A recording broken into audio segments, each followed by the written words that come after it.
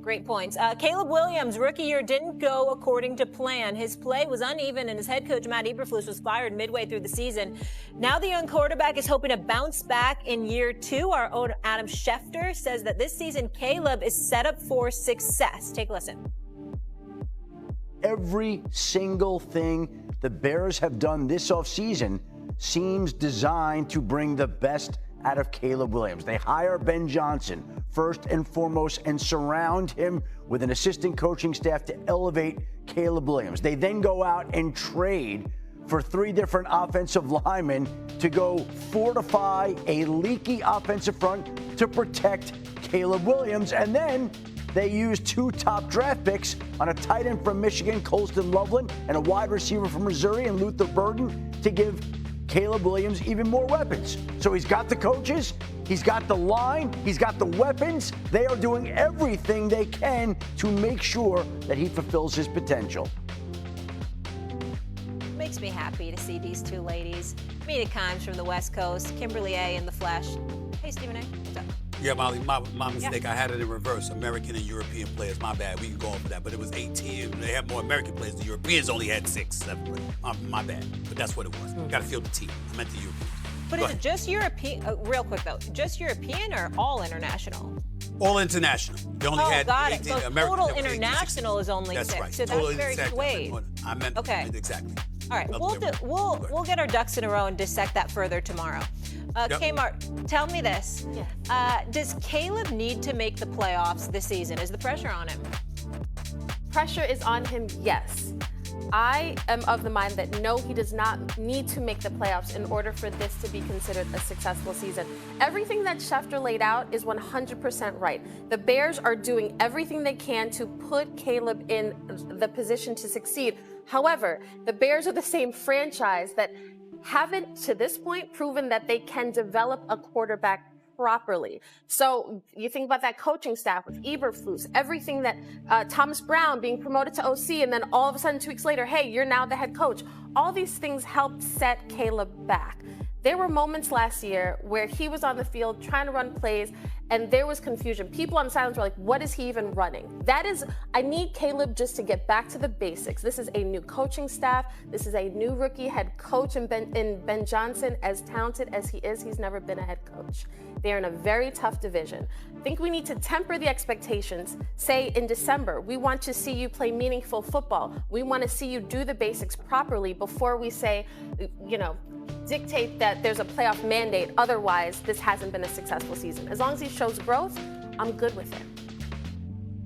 Yeah, I'm in agreement with Kimberly here. I think last year everybody was a little bit out over their skis with the Bears. Oh, this is a sneaky playoff team, and Caleb's walking into this amazing situation. If you're a Bears fan, you should not care about making the playoffs. That should be secondary to what Kimberly just described here, which is the development of the quarterback. A successful season for the Bears is one where Caleb Williams looks like the #1 draft pick. And I'm really optimistic because last year, despite the team sort of collapsing in the second half of the season and his numbers not being good, there were flashes of elite quarterback play, including in games, by the way, that they lost. There was a 2-game stretch against the Packers and Vikings near the end of the season where I thought he looked fantastic. They lost those games. That should not matter. It's all about the young quarterback who, as Adam laid out, is being put in a significantly better situation. That's all that matters if you're a Bears fan this year. S.A.? I disagree, ladies. It's not all that matters.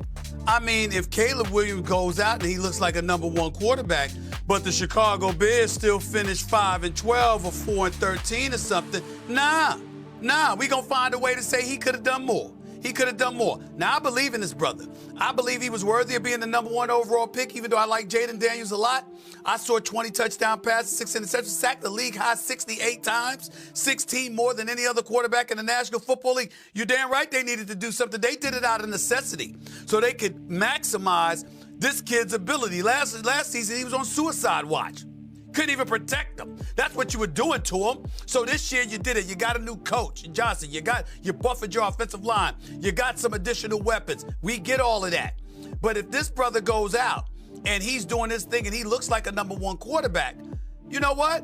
You still gonna find yourself saying, okay, yeah, we got a #1, but damn, Why did we not win more games? You got to win some. I mean, part of what defines you as a top-notch quarterback is your ability to win games. You both know this better than me because I don't cover the NFL. I mean, I talk about it, but I don't cover it like y'all do.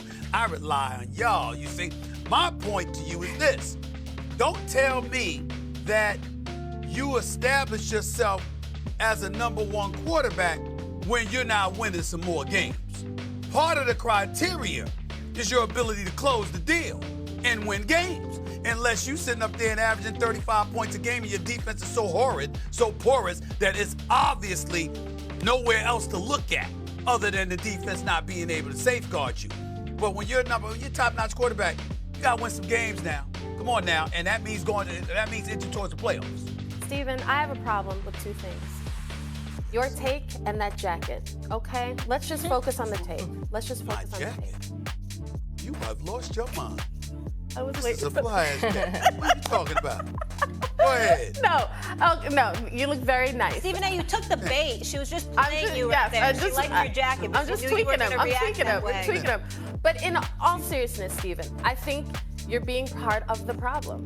Ooh. Because this is essentially going to be a redo of his rookie season. Because what we saw last year with the changing in the coaching staff, why a lot of people were surprised that Matt Eberflus even kept his job in order to draft Caleb Williams. So there's a question of should the coaching staff have been in place to begin with? Then you bring him in, you bring in Caleb, then you fire Eberflus. All of this is, you can't set up a rookie this way. And then in year two, when you've changed the coach, offensive system, and the team, and then say, okay, now you better ball or else. Like at some point, we have to be realistic and be patient. This is about a 10-year plan if it goes right. Not just he's got to make the playoffs in his second season. Nina? It's also about the entire football team. The Bears invested a lot in their offense correctly because they understand what Kimberly and I are saying. This year is all about the quarterback. But look at the NFC North. They're probably the fourth best team, right? I mean, we have to be accurate when looking at these rosters and assessing how competitive they are. And Stephen A., you talked about wins being the ultimate barometer, no doubt. But as analysts, our job is to watch the quarterbacks and try to assess how well they're playing, even if they're being let down, say, by their defenses. You know, there are teams that get into the playoffs despite bad quarterback play. You're a Steelers fan. You're familiar with that. There are teams that miss the playoffs with good quarterback play, the Cincinnati Bengals in their own division. All I'm saying, I think all Kimberly is saying as well, this year is about the quarterback. Yes, if he balls out, they got a good chance of making the playoffs. But even if they don't make the playoffs, his play should be evaluated in its own merits. And I really feel the team thinks that way as well when you look at their actions. But a quarterback's play is always evaluated on their own merits. We all know that. We all know who sucks, who's decent, who's good, and who's great. We know this. That's how we evaluate quarterbacks every day, all day long in a sport of football. That's what we do. But also, you got to take into account, Mina, we got to look at the NFC. Okay, there's the Eagles, right? San Francisco, what are they going to be? Seattle, what they going to be? Los Angeles Rams, what are they going to be? Tampa